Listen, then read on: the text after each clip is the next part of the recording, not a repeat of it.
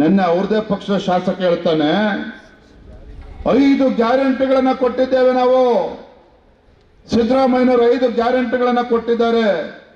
ಲೋಕಸಭಾ ಚುನಾವಣೆಯಲ್ಲಿ ಏನಾದರೂ ಕಾಂಗ್ರೆಸ್ ಪಕ್ಷ ಗೆಲ್ಲಿಲ್ಲ ಅಂತ ಹೇಳಿದ್ರೆ 5 ಗ್ಯಾರಂಟಿನ ಬಂದ್ ಮಾಡ್ತೇವೆ ಅನ್ನೋ ರೀತಿಯಲ್ಲಿ ಕಾಂಗ್ರೆಸ್ ಪಕ್ಷ ಶಾಸಕರು ಹೇಳ್ತಾರೆ. ಇವತ್ತಿನ ಮಾತನ್ನ. ಅದರ ಅರ್ಥ ಲೋಕಸಭಾ ಚುನಾವಣೆ ಇನ್ನೂ ಕೂಡ ಘೋಷಣೆ ಆಗಿಲ್ಲ. ಆಗ್ಲೇ ಕಾಂಗ್ರೆಸ್ ಪಕ್ಷ ಸೋಲ್ತೀವಿ ಅಂತೇಳಿ ಒಪ್ಕೊಂಡಂತ ಆಯ್ತಾನೆ. ಈಗಾಗಲೇ ಕಾಂಗ್ರೆಸ್ ಪಕ್ಷದ ಆತ್ಮವಿಶ್ವಾಸ ಸಂಪೂರ್ಣವಾಗಿ ಕುಗ್ಗೋಗಿರುತ್ತೆ ಕರ್ನಾಟಕ ರಾಜ್ಯದಲ್ಲಿ. 5 ಗ್ಯಾರಂಟಿ ಅಂತೇಳಿ ಕಳೆದ ವಿಧಾನಸಭಾ ಚುನಾವಣೆಯಲ್ಲಿ ಅಬ್ಬರಿಸ್ತಾ ಇದ್ರು ಕಾಂಗ್ರೆಸ್ ಪಕ್ಷ. ಅದು ಒಂದು ಪ್ರಾಮಾಣಿಕವತ್ತು ಮಾಧ್ಯಮದ ಮುಂದೆ ಇವತ್ತು ಒಂದು ಮಾತನ್ನು ಹೇಳ್ತೇನೆ.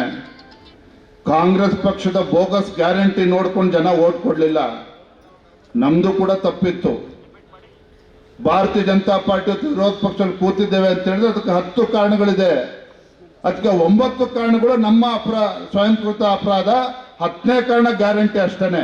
ಅದು ನಾವು ಒಪ್ಕೋಬೇಕಾಗಿದೆ. ಇವತ್ತು ಏನು 5 ಗ್ಯಾರಂಟಿಗಳ ಬಗ್ಗೆ ಹೇಳ್ಕೊಂಡು ಇವತ್ತು ಕಾಂಗ್ರೆಸ್ ಪಕ್ಷ ಅಧಿಕಾರಕ್ಕೆ ಬಂದಿದೆ. ಮತ್ತೊಂದು ಕಡೆ ಏನಾಗಿದೆ ರಾಜ್ಯದ ಪರಿಸ್ಥಿತಿ? ಇವತ್ತು ನಮ್ಮ ತಾಯಂದು ದೊಡ್ಡ ಸಂಖ್ಯೆಯಲ್ಲಿ ಕೂತಿದ್ದೀರಿ. ನೀವ್ಯಾರು ಕೂಡ ರಾಜ್ಯದಲ್ಲಿರ್ತಕ್ಕಂಥ ಯಾವುದೇ ತಾಯಂದ್ರೆ ನಮ್ಗೆ ಉಚಿತವಾಗಿ ಬಸ್ ಕೊಡಿ ಅಂತ ಯಾರು ಕೂಡ ಕೇಳಿರಲಿಲ್ಲ. ಅಂತ ದರಿದ್ರ ಪರಿಸ್ಥಿತಿ ರಾಜ್ಯದ ಜನತೆಗೆ, ಮಹಿಳೆಯರಿಗೆ ಬಂದಿರಲಿಲ್ಲ. ಆದ್ರೆ ಘೋಷಣೆ ಮಾಡಿದ್ರು ಕಾಂಗ್ರೆಸ್ ಪಕ್ಷದವರು. ಆದ್ರೆ ಇವತ್ತು ಏನಾಗಿದೆ ಪರಿಸ್ಥಿತಿ? ನಮ್ಮ ಗ್ರಾಮೀಣ ಭಾಗದಲ್ಲಿರ್ತಕ್ಕಂಥ ನಮ್ಮ ಮಕ್ಕಳು ಶಾಲೆಗೆ ಹೋಗ್ಬೇಕು ಅಂತ ಹೇಳಿದ್ರೆ ಬಸ್ಗಳು ಸಿಗ್ತಾ ಇಲ್ಲ. ಪಾಪ ಹೆಣ್ಮಕ್ಳು ಪರದಾಡ್ತಾ ಇದ್ದಾರೆ. ಇವತ್ತು ಶಾಲೆಗೆ ಹೋಗ್ಬೇಕಾಗಿರ್ತಕ್ಕಂಥ ವಿದ್ಯಾರ್ಥಿನಿಯರು ಬಸ್ ಸಿಗದೇನೆ ಇವತ್ತು ಬಸ್ಗಳು ಕೊಡದೇನೆ ಆ ಬಸ್ ರೂಟ್ಗಳನ್ನು ಕೂಡ ಕಟ್ ಮಾಡಿದ್ದಾರೆ. ಇವತ್ತು ತಾಯಂದ್ರಿಗೂ ಕೂಡ ಓಡಾಡಕ್ಕೆ ಬಸ್ ಇಲ್ಲ. ಶಾಲೆಗೆ ಹೋಗ್ತಕ್ಕಂಥ ಮಕ್ಕಳು ಕೂಡ ಬಸ್ ವ್ಯವಸ್ಥೆ ಇಲ್ಲ. ಇದು ರಾಜ್ಯ ಸರ್ಕಾರದ ಆಡಳಿತದ ವೈಖರಿ ಬಗ್ಗೆ ನಾನು ಮಾತನಾಡ್ತಾ ಇದ್ದೇನೆ. ಮತ್ತೊಂದು ಕಡೆ ಹೇಳ್ತಾರೆ 200 ಯೂನಿಟ್ ಉಚಿತ ವಿದ್ಯುತ್ ಅನ್ನ ಕೊಡ್ತೇನೆ ಅಂತೇಳಿ ಕಾಂಗ್ರೆಸ್ ಪಕ್ಷರು ಭರವಸೆ ಕೊಟ್ಟಿದ್ರು. ಏನಾಗಿದೆ ಪರಿಸ್ಥಿತಿ? ಕಳೆದ 6 ತಿಂಗಳುಗಳಿಂದ ರಾಜ್ಯದಲ್ಲಿ ಭೀಕರ ಬರಗಾಲ ಇದೆ.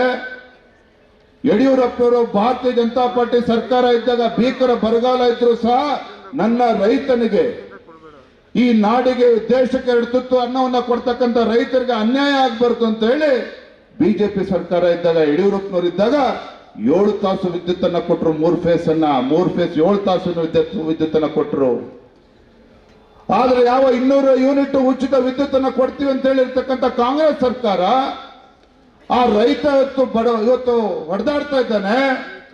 ಆ ಬೆಳೆದಂತ ಬೆಳೆ ಇವತ್ತು ನೀರಿಲ್ಲದೆ ಇವತ್ತು ಸಂಪೂರ್ಣವಾಗಿ ಒಣಗೋಗ್ತಾ ಇದೆ. 7 ತಾಸು ವಿದ್ಯುತ್ ಕೊಡಿ ಅಂತ ಹೇಳಿದ್ರೆ 200 ಯೂನಿಟ್ ಉಚಿತ ವಿದ್ಯುತ್ ಅನ್ನ ಕೊಡ್ತೀವಿ ಅಂತಕ್ಕಂಥ ಕಾಂಗ್ರೆಸ್ ಸರ್ಕಾರ ಆ ಬೆಳೆದಂತ ರೈತರನ್ನ ಬೆಳೆಯನ್ನ ಉಳಿಸ್ಕೊಳ್ಳೋದಕ್ಕೆ ಇವತ್ತು ಅವಕಾಶ ಮಾಡಿಕೊಡ್ಲಿಲ್ಲ. ಅಂತ ರೈತ ವಿರೋಧಿ ಸರ್ಕಾರ ಇವತ್ತು ರಾಜ್ಯದಲ್ಲಿ ಇರ್ತಕ್ಕಂಥದ್ದು ಯಾರು ಕೂಡ ಮರಿಬಾರ್ದು. ಇದನ್ನ ಇದು ಪಬ್ಲಿಕ್ ಇಂಪ್ಯಾಕ್ಟ್. ಜನಶಕ್ತಿಯೇ ನಿರ್ಣಾಯಕ.